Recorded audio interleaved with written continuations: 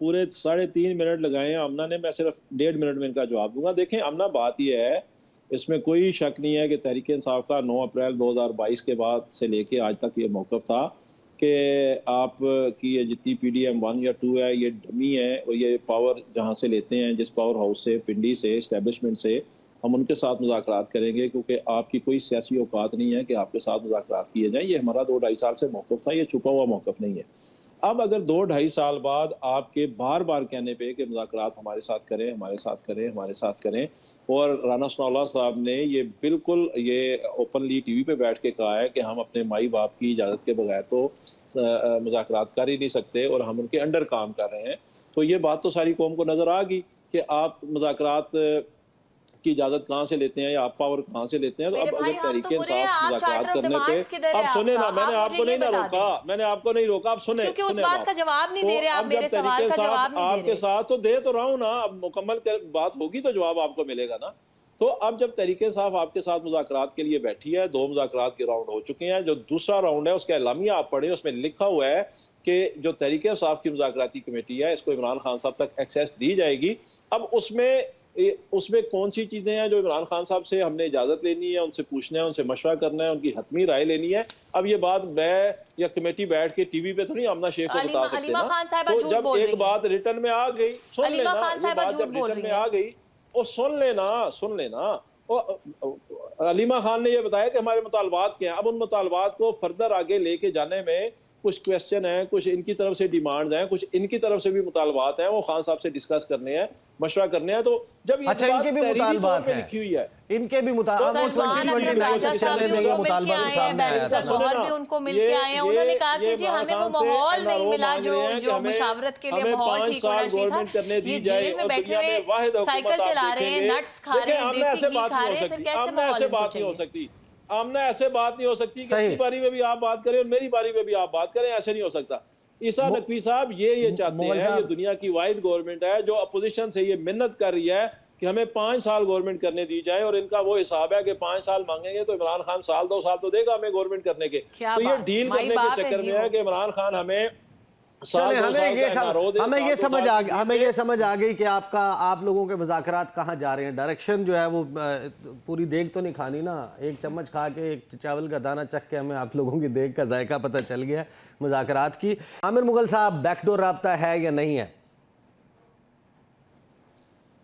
इससे पहले अगर वो जो आपने अलकादर ट्रस्ट का फैसला लेट किया जा रहा है, मैं उस पर अगर मुझे इजाज़त दें तो जी मैं बात बिल्कुल, करना थोड़ी सी। Mike is all yours. देखिए बात ये है, अभी जहांगीर जदून साहब जो हैं वो बड़े सीनियर लायर हैं, कानूनदान हैं, उन्होंने भी इस पर रोशनी डाली कि फैसला लेट करने की क्या वजूहात हो सकती हैं। कोई नुक्ता समझ ना आ रहा हो, जजमेंट अभी तक ना जज साहब ने लिखी हो, वो दोनों लायर्स को बुला लेते हैं, ट्रेनिंग पे गए। अच्छा हम इसको भी अज्यूम कर लेते हैं, जजमेंट अभी जज साहब फाइनल, पहली तो बात यह है कि जब जज साहब किसी फाइनल नुक्ते पे, नतीजे पे पहुंचते हैं तो अनाउंस करते हैं कि मैं फलां डेट को अनाउंसमेंट कर रहा हूँ। तो हम समझते हैं कि फिर भी कोई इशू बन गया होगा।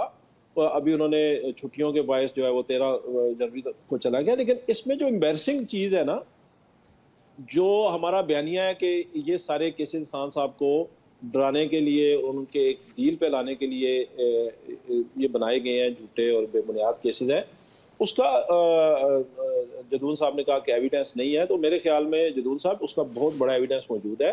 आप 1-2 ट्विटर के अकाउंट फॉलो कर लें, वो आपको जज साहब से पहले बता देंगे कि फैसला आ रहा है या नहीं आ रहा। और वो जो 1-2 अकाउंट हैं वो बिल्कुल भी नहीं छुपाते कि उनका तल्लक जो है वो पिंडी के किसी गेट नंबर 4 के किसी हवालदार के साथ है। वो यहाँ मौजूद नहीं है, हक के दिफा नहीं है उनका, उनके साथ आपको बुलाएंगे, वो आपके बड़े करीबी दोस्त भी हैं, आपके हल्के से ताल्लुक भी रखते हैं, वो इकट्ठे बुलाएंगे आपको, आप मुश्किल सवाल की तरफ आए। ईसा नकवी साहब, तो सुने, मैं आ रहा हूँ। तो ईसा नकवी साहब, जब एक ट्विटर अकाउंट से जज साहब से भी पहले अनाउंस हो जाता है कि फैसला लेट किया जा रहा है, तो फिर आप कैसे कह सकते हैं? वो भी ये कहते थे कि JIT जो है वो व्हाट्सएप के ऊपर JIT बनती रही नवाज शरीफ को सजा सुनवाने के लिए, फिर ये बहस लंबी हो जाएगी। मुश्किल सवाल पर आए, राब्ता है या नहीं है? जी देखें, मैं आपको एक बात बताऊं कि इस हुकूमत के पीछे जो असल हुकूमत है, उनकी तरफ से खान साहब को ये मैसेज दिया गया, और जैसा कि खान साहिबा ने बताया था कि अटक जेल में भी दिया गया था कि आपको बनी गाला में शिफ्ट कर देते हैं। तो मुल्क से बाहर लेकिन की जो ऑफर थी डील ना खान साहब को देने की अटक में 3 या साल खान के साहब से लेने की कोशिश की जा रही है, वो खान साहब नहीं देने के इनको मूड में कि आप इस गवर्नमेंट को जो है वो 1-2 साल दे दें और उसके बदले में हम आपको हाउस किसने अरेस्ट मना कर देते किया है? हैं। आप भी लिखें 10 साल सियासत में हिस्सा नहीं लूंगा, बक्से भरें, मुलाजमीन लें साथ, आप चले जाएं कहीं इस मुल्क से बाहर। क्यों आप ये कौन सा इनकलाब इतना आखिर आई हुई है? देखिए ना, मैं आपको एक बात बताऊं ईसा नकवी साहब, सुने बड़ी मिसालें हैं जी, बड़ी मिसालें हैं। और आप जाके मक्का और मदीना में बैठ के कौम से झूठ बोलते रहे कि मैंने कोई तहरीरी मायदा नहीं किया और बाद में वो मायदा भी निकल आए और आपको फिर भी जरा सी भी शर्म महसूस ना हो। तो बात यह है ईसा नकवी साहब कि इस कौम के बारे में ये था कि ये कभी किसी लीडर के पीछे नहीं खड़ी हुई। तो आज क्यों खड़ी हुई है इमरान खान के पीछे? उसकी वाहिद वजह यह है कि वो अपने सारे फॉलोअर्स के साथ, अपने कारकुनान के साथ धोखा करके भागा नहीं है। और इसको तो खैर अमना शेख साहिबा भी मानेंगी। और ये भी बता दें इससे पहले कि आपका इंटरनेट चला जाए, ये भी बता दें कि आप लोग आखिर क्यों नहीं लिख के दे रहे अपने मुतालबात? अब बैठ तो गए हैं आप हुकूमत के साथ। नहीं देखिए, अभी जो कायदे आज़म ने लॉर्ड माउंटबेटन के साथ भी मुज़ाकरात किए थे, चाहे आपका जिस भी तरीके से हो, लेकिन मुज़ाकरात तो कर रहे हैं ना आप। सुने ऐसी बात नहीं है। अभी आप जो दूसरे मुज़ाकरात का जो राउंड हुआ था 2 जनवरी को, आप उसका एलामिया अगर पढ़ें तो उसमें लिखा हुआ है कि हमारी मुज़ाकराती टीम को एक दफ़ा इमरान खान साहब के साथ एक्सेस दी जाएगी, वो इनसे मुज़ाकरात करेंगे, गाइडलाइन लेंगे, सॉरी मुज़ाकरात का लफ्ज़ यूज़ किया, खान साहब से गाइडलाइन लेंगे और उसके बाद आके फिर हम अपना हतमी जो है इनपुट देंगे। तो अभी तक खान साहब से इनको बुलाया ही नहीं गया और ये एलामिया में बात लिखी हुई है, आप पढ़ लें। आमिर मुगल साहब, मुज़ाकरात डेडलॉक का शिकार हो गए, क्यों डेडलॉक का शिकार हो गए? तीसरा दौर क्यों नहीं हुआ? हमें तो तहरीक इंसाफ के लोगों ने कहा था कि 31 जनवरी की डेडलाइन है, बैक टू बैक मीटिंग्स होंगी, जल्द से जल्द इसको मुकम्मल किया जाएगा। आप लोगों की कमेटी ने जाकर इमरान खान से अडयाला जेल में मुलाकात करनी थी, वो मुलाकात भी नहीं हो रही। हमें यह पता चल रहा है कि हुकूमत कह रही है भाई आप लिख कर दें हमसे क्या चाहते हैं, तो आप क्यों नहीं लिख कर दे रहे?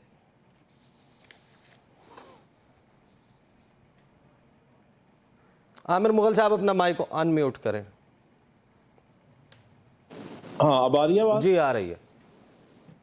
अच्छा, अब सबसे पहले तो वो जो आपने बात की कि कल हमारे प्राइम मिनिस्टर गए उधर भावलपुर एयरपोर्ट पे, जहाँ वो मिले जाके यूएई के जो अमीर हैं उनको, मोहम्मद बिन जायद को।